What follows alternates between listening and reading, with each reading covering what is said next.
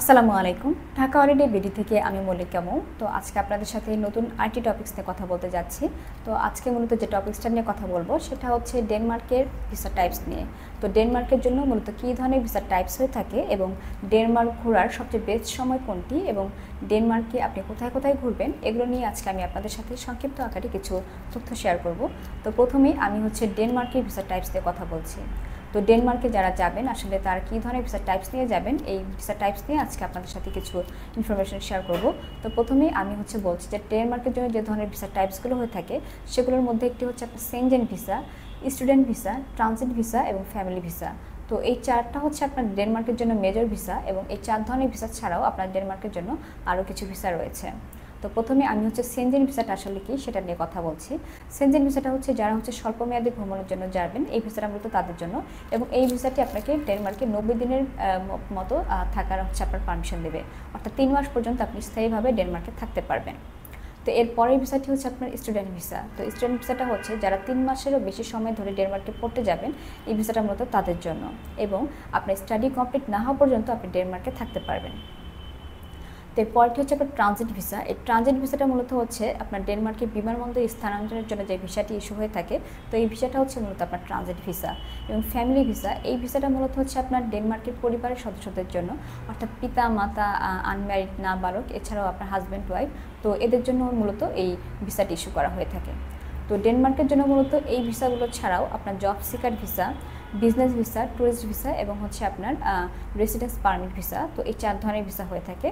তো বিজনেস ভিসাটা হচ্ছে মূলত যারা ব্যবসায়িক কার্যকলাপের জন্য যাবেন ডেনমার্কে, এই ভিসাটা মূলত তাদের জন্য। এবং ট্যুরিস্ট ভিসা, তো এই ট্যুরিস্ট ভিসাটা হচ্ছে মূলত যারা স্বল্প সময়ের জন্য পরিবারের কারোর সাথে দেখা করতে যাবেন এবং বন্ধুবান্ধবের সাথে দেখা করতে যাবেন, এই ভিসাটা মূলত হচ্ছে আপনার স্বল্প সময়ের জন্য ইস্যু করা হয়ে থাকে।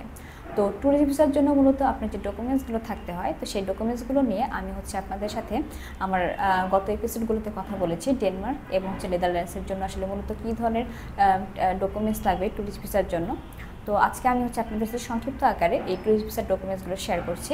যেহেতু আমাদের ভিসা রিকোয়ারমেন্ট অনুযায়ী আমাদের ডকুমেন্টসগুলো আলাদা আলাদা হয়ে থাকে, তো আমি যে ট্যুরিস্ট ভিসার জন্য মূলত যে ডকুমেন্টসগুলো লাগবে, যারা বাংলাদেশ থেকে জব হোল্ডার এবং বিজনেস পার্সন আছেন তারা ডেনমার্কে যাবেন, তো তাদের জন্য যে ডকুমেন্টসগুলো লাগবে সেগুলো সংক্ষিপ্ত আকারে আমি শেয়ার করছি।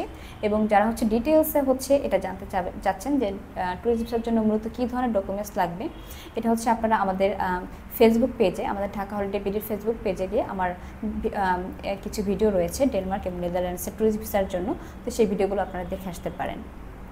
তো এখন আমি ডেনমার্কের জন্য মূলত ট্যুরিস্ট ভিসার জন্য মূলত কী ধরনের ডকুমেন্টস লাগবে সেগুলো সংক্ষিপ্তভাবে শেয়ার করছি। তো আপনার যারা বাংলাদেশ থেকে জব হোল্ডার এবং বিজনেস পার্সন আছেন, তাদের যে ডকুমেন্টসগুলো লাগবে সেগুলোর মধ্যে যারা জব হোল্ডার আছেন তাদের আপনার একটি এনওসি লাগবে এবং স্যালারি সার্টিফিকেট এবং পে স্লিপ দিতে হবে। এছাড়াও আপনার ট্যাক্স রিটার্ন কপি এবং ব্যাঙ্ক স্টেটমেন্টের কপি আপনাকে দিতে হবে। এবং যারা বিজনেস পার্সন আছেন তারা আপনারা একটি বিজনেস ট্রেড লাইসেন্স কপি আপনাকে দিতে হবে এবং আপনার বিজনেসের 3 মাস সার্টিফিকেট এবং আপনার ব্যাঙ্ক স্টেটমেন্ট এবং একটি ইনভাইটেশন লেটার আপনাকে দিতে হবে। তো এই আপনার ট্যুরিস্ট ভিসার জন্য মূলত ডকুমেন্টস। তো এখন আসছে যারা ডেনমার্কে যাবেন, তো তারা মূলত ডেনমার্কে আপনারা কোথায় কোথায় ঘুরতে পারবেন, তো সেই দর্শনীয় স্থানগুলোর নাম আমি বলছি।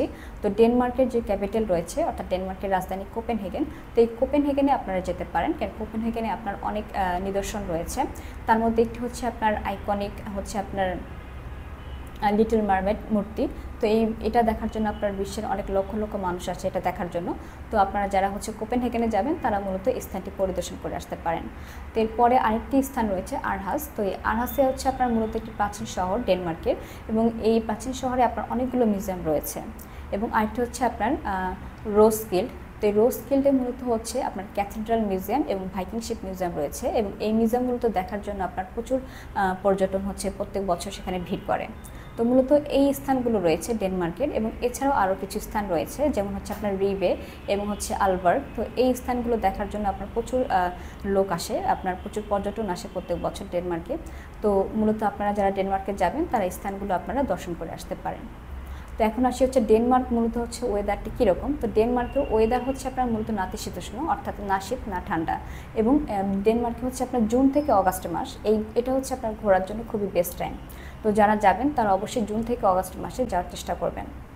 তো তো ভিউয়ার্স আমরা ঢাকা হলিডে বিডি থেকে মূলত হচ্ছে স্টুডেন্ট ভিসা, বিজনেস ভিসা এবং হচ্ছে আমরা উমরা প্যাকেজ, এয়ার টিকেটিং এবং হোটেল বুকিং নিয়ে কাজ করে থাকি। তো যারা হচ্ছে আমাদের কাছ থেকে এই সার্ভিসগুলো নিতে চাচ্ছেন তারা খুব দ্রুত আমাদের ফেসবুক পেজে অথবা আমাদের হটলাইন নাম্বারে যোগাযোগ করতে পারেন এবং আমাদের অফিসে এসে দ্রুত যোগাযোগ করে যেতে পারেন। সো ভিউয়ার্স, নেক্সট এপিসোড দেখার জন্য আপনাদেরকে আমন্ত্রণ রইল। ধন্যবাদ।